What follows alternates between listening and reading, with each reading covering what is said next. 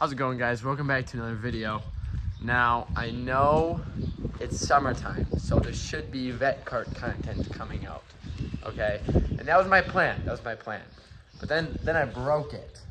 It's been a while. I got a couple things to update you on the go-kart, explain why it's broken at the moment, what I'm gonna do to fix it, and then hopefully soon here in the future we'll have some more vet cart content coming. So with that, I'll give you guys a quick update here. I'll show you what all has changed since you would have last seen it. So those of you who watch my videos can tell several differences right off the bat. Starting with these headlights. I got these from, actually to be honest, these bulbs just from O'Reilly's. And then the buckets I just bought somewhere off eBay or something. I have like 60 bucks into these.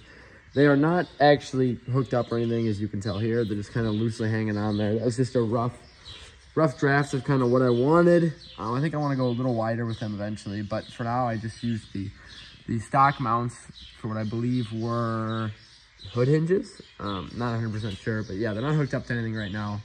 Strictly looks. Yeah, it was just a mock draft to see what they look like. Going hand in hand with that, as you can see, all the original wiring for the headlights is gone. The only thing that is still here is the plug for the fans, which you can tell right by the fact that I'm holding it, are not plugged in. I'm gonna wire these to a separate switch.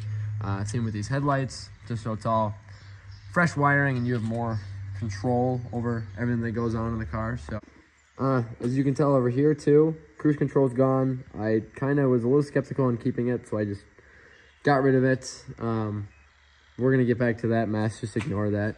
The windshield, I couldn't see anything on it anymore because it was so cracked, so I got rid of it. And then when I got rid of it, I found a little bit of rust right there. You can't tell because I got rid of it, sanded it down, primed it. I'm gonna paint this, and then, whoa, really unfocused. There we go. Sanded this all down, primed it. Then I gotta put some special primer over it for the windshield. Then I'll get a new windshield put in. But then while the windshield was out, I went, hey, I'm gonna remove the entire dash. So that's exactly what I did. There's no more dash here, as you can tell. I wanted to remove as much of the dash as possible and get everything cleaned up under here while the windshield was out. Strictly because easier access, no other reason why, to be honest. And then we're gonna get into this here, but before that, nothing back here has really changed, as you can tell. I'm still trying to figure out what I want to do for a fuel cell to move up there so I can get that off. Most importantly, I added this sticker because this thing spins them like there's no tomorrow. So naturally, I need a sticker like that. So now, let me explain to you what happened here. All right, so I pulled the dash out. I got my hands on the wiring harness. And I wanted to, while it was all apart, again, strip everything I possibly could while the windshield was gone. So I was cutting wires to everything that I don't need. So AC, radio, climate control, anything that I did not need left. And as you can tell here, there's quite a lot of wires and all this extra junk that came out too. So naturally, I was rolling, cutting out wires. You know, every time you cut out a good chunk, you start the car, make sure it runs, put it in gear, it shifts. You continue on. You know, you don't think anything of it. You go, oh, okay, so the car runs and drives. Didn't need that wire. Get rid of it, you know. And I have a bunch of these wiring diagrams too that I was using just for reference. So I'm cutting out these wires, and it may not look like it, but there was a lot more wires here when I started. I'm cutting them out, doing great. Like I said, I got everything here out. Spent an entire week, I think, coming out here every day after work and cutting out wires. And only one time did it not start, I should say, and that was because I apparently somehow popped the fuse. I spent way longer than I'd like to admit tracking down what I did wrong when it was simply a blown fuse. I replaced it and it started until late last week. Last week I was, like I said, cutting out wires. I walked away for 5 minutes, or I started it after I cut out some wires. Started it, it ran. I went over there, pulled off a part of that AC pump, and that's the you know, the lines that the Freon runs through that comes off the back. I pulled those off. I came back over here and went to start it again for some reason, and it would not start. Like, the starter did not engage. It went for about half a turn and it quit. Checked the starter, checked the battery. Everything was good, so I was confused. So I went to the relay. This was the starter relay. And the relay would not engage, or would not, you know, click every time you turned it over. So I had a jumper wire, which is right here, jumped it, and I could get it to turn over, and it would spin and spin, and this thing would turn over and turn over all day long, but it would not fire. So somehow I switched it back to a relay, and it worked fine again. When before, let me take 2 steps back here, because even I'm a little confused now. Because for some reason, with the jumper wire, it would turn over, but the second you put a relay in, it wouldn't. And I tried other relays, as you can tell, and it did the exact same thing every time. But for some reason, this relay works like normal, so it turns over all day long, but it will not fire. It's got spark, it's got fuel, and the starter turns over freely. So it's something up there that's not happy. So I think I cut out one too many wires somehow, and for some reason, now it won't run, but I don't know. I've spent the last couple days, you know, putting wires back together just loosely, just something's got to make it start. But then I noticed that it was the injectors weren't firing, meaning obviously it's not going to get fuel if the injectors aren't firing. So that wiring harness comes down to here, goes into here. So I feel like my problem is something with these wires not going. But I've already done my searching. I've searched for as much as I could. I cannot find what went wrong.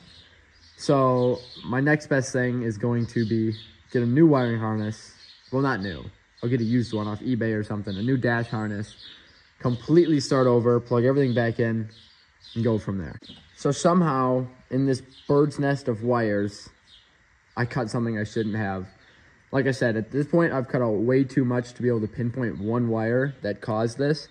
So just gonna have to start fresh. That's no problem. What I think I'll do is I'll take it out, or I'll have the wiring harness, cut out everything right away that I know I don't need based off this wiring harness.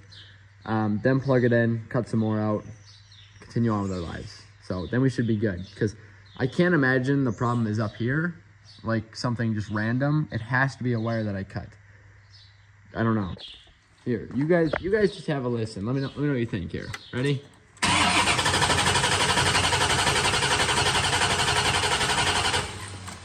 As you can tell, very obviously not even trying. So that's just, you know, injector's not firing. So who knows? But that's what's going on here. It really does suck, because when it's 80 degrees outside like today, there's nothing more that I want than to take this thing out and go roast some tires in Mexico. Okay, not anywhere else.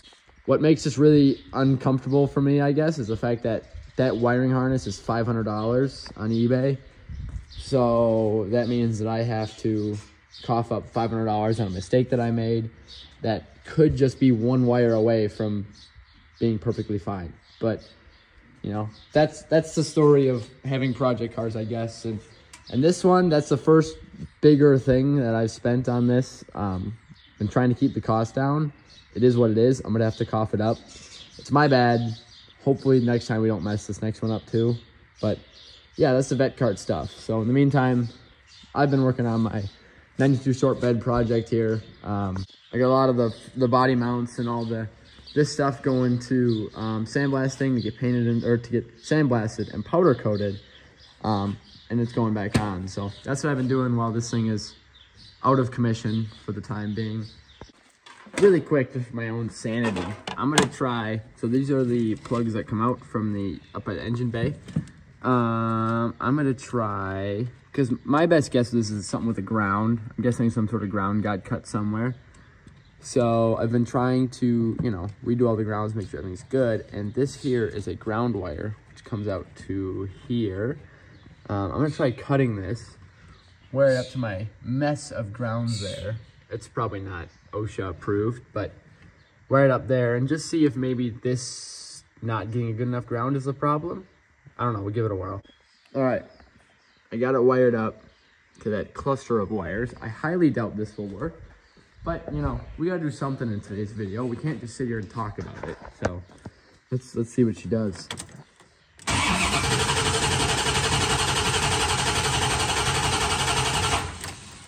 That sounds like it's gonna be a no-go. Forgot to mention, I'm gonna do that really quick. As you can tell here, see there's a couple wires cut here, probably from me. I have to see, we're going in here. I have to see. Like I said earlier, I have these wiring diagrams of everything that I need, I guess. And somewhere in these is those plugs that I just had, but I cannot seem to find them anywhere in here. And I want to know what those wires are that are cut, just in case, you know? But, yes, so I gotta keep looking at this. That's gonna be my last thing I try, probably before I pull the trigger on getting this new harness in. So hopefully in the next video, I will have this all figured out and fixed, so we can actually get the Vette Kart out and do some running with it before fall hits, because I mean, it's May already. June's around the corner. Then it comes July, August, and then you're probably done riding this thing. You know, because these tires have a little bit too much tread for my liking. Any tread is too much tread because, you know, we follow this. I don't know, I found it at O'Reilly's and I wanted to buy it, so I did. But that is probably going to be all today. Like I said, I just wanted to make a quick video explaining how I broke my own Vette Kart. I was stupid. Don't do that. Don't do what I did. Do more research. I got a little bit too much wire cutting crazy and cut too much out, and now it doesn't run. So, like I said, hopefully next video, we're back on the road with that thing. I gotta get street legal this summer. That's my goal. My goal is to be able to legally drive it, and I want to drive it to work one day and make it there and back without having issues. So, the legality part isn't the part I'm doubting. It's the getting there and back that I am second guessing myself on. Now I'm just making videos of me chasing my own tail, trying to figure out what I cut. So, and I will catch you guys in the next one when the Vette Kart will be running again. I promise. I pinky promise. I pinky promise in the next video it'll be running and we will finally be driving it again. So, with that, see you guys in the next one.